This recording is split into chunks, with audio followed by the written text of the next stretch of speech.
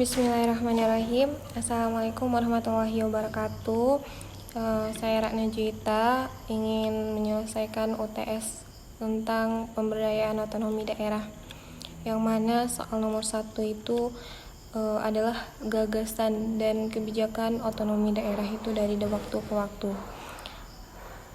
Nah, gagasan pelaksanaan otonomi daerah itu adalah gagasan yang luar biasa yang menjanjikan berbagai kemajuan hidup bernegara dan berbangsa yang lebih baik. Nah, tetapi ini tidak berjalan dengan baik sesuai dengan apa yang dibayangkan dari pelaksanaan otonomi daerah dari Undang-Undang Nomor 1 Tahun 1945 sampai Undang-Undang tentang Pemerintahan Daerah.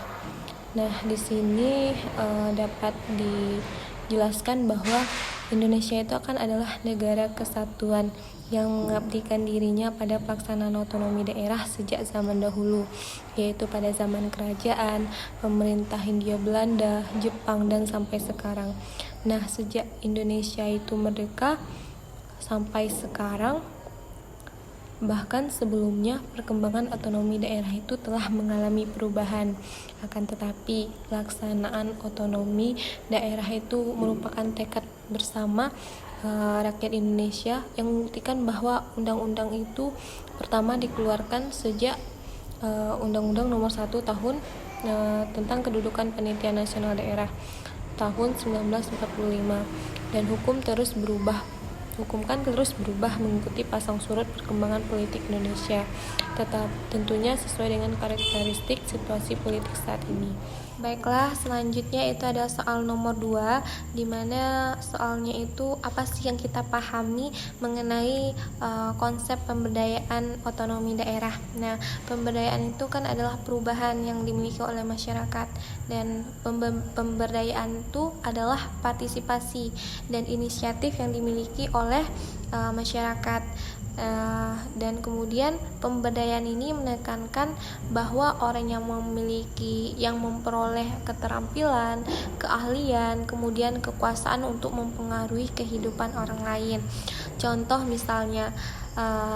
misalkan saya bekerja di sebuah perusahaan. Di dalam sebuah perusahaan tersebut terjadi kemerosotan ekonomi. Nah, di situ ketika saya memiliki keahlian untuk bisa mengelola keuangan dalam suatu perusahaan tersebut, saya dapat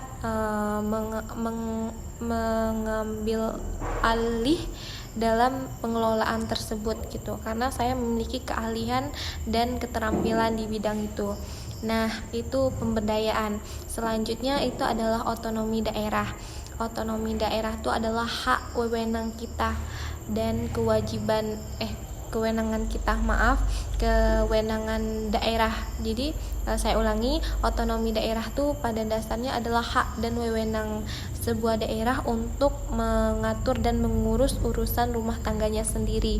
Nah, di sini bagaimana dari urusan pemerintah pusat itu dialihkan ke pemerintah daerah. Nah, dan lagi otonomi daerah ini merupakan azas dari desentralisasi yang dimana diharapkan untuk memberikan pelayanan yang baik kepada masyarakat. Baiklah, selanjutnya untuk soal nomor 3, kaitan antara globalisasi dengan otonomi daerah. Nah, globalisasi itu secara umum kita dapat mengenal adalah globalisasi itu mendunia.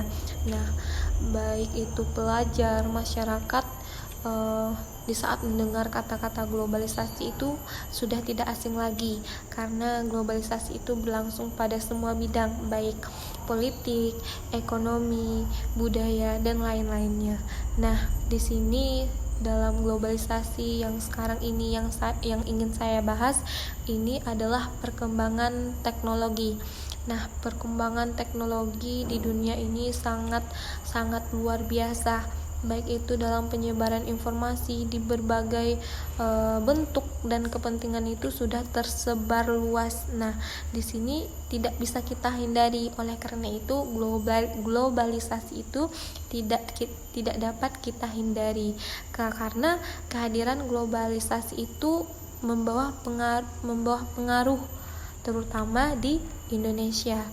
Nah, di sini semakin berkembangnya industri dan kebutuhan bahan baku serta pasar memunculkan berbagai perusahaan multinasional di dunia. Nah, di Indonesia sudah menjadi ikon globalisasi dalam multinasional di dunia ini gitu. Nah, untuk itu setidaknya warga negara Indonesia itu harus tahu dalam konteks kehidupan bermasyarakat, bernegara, dan berbangsa, serta memahami atribut-atribut negara seperti lambang negara dan kemudian peraturan perundang-undangan. Nah, di sini juga terdapat Undang-Undang Nomor 32 Tahun 2004 ya tentang pemerintahan daerah. Nah, ini berkaitan dengan masalah globalisasi. Jadi mengurus negara itu sangat sulit karena sebuah negara itu kan luas dan kemudian rakyatnya juga banyak. Jadi kalau dilakukan secara terpusat atau sentralisasi itu rasanya bakal sulit gitu. Nah, dengan adanya pasal 1 Undang-Undang Dasar 1945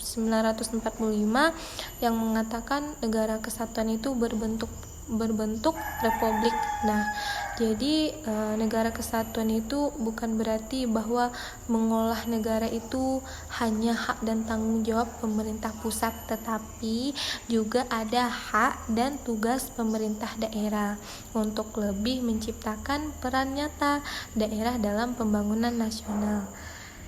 Baiklah, selanjutnya itu untuk soal nomor 4 adalah tantangan dan juga peluang globalisasi bagi daerah otonom. Nah, di sini kita akan membahas tantangan dan peluang. Tantangan yang pertama yang ingin saya sampaikan adalah terjadinya keseragaman atau homogenisasi budaya. Nah, di sini yang berpotensi untuk merusak dan menghancurkan budaya masing-masing. Nah, ini akan terjadi konflik dan perpecahan yang bakal terjadi karena tidak mungkin jika terjadi keseragaman yang terlalu dipaksakan gitu. Nah, kemudian yang kedua adalah ancaman dan tantangannya adalah meleburnya budaya lokal yang unik yang masuk kepada budaya global. Nah, di sini membuat identitas budaya lokal itu akan semakin terkikis. Misalkan di Indonesia kita biasanya memakan rendang dan kemudian kita memiliki identitas ciri khas batik yang sekarang sudah mendunia batik tersebut, sehingga banyak di sebuah negara itu yang mengatakan bahwa batik itu adalah ciptaannya gitu. Nah, dari sini kita tahu bagaimana globalisasi tantangan itu ada di dalam globalisasi tersebut. Nah, ini banyak menghapus batas-batas suku, budaya, agama, dan kemudian sosial yang terjadi gitu. Jadi memisahkan antara suku, budaya, dan lain-lainnya.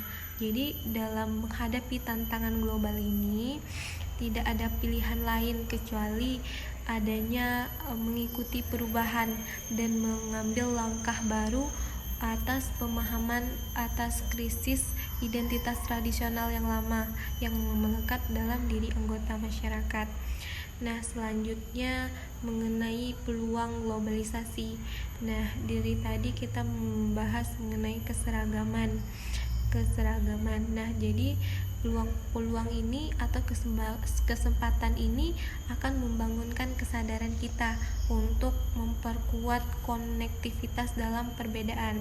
Jadi karena adanya konflik tersebut gitu dengan persaingan global yang semakin ketat di sini akan meningkatkan konektivitas kita dengan negara lain gitu. Dan kemudian dalam menghadapi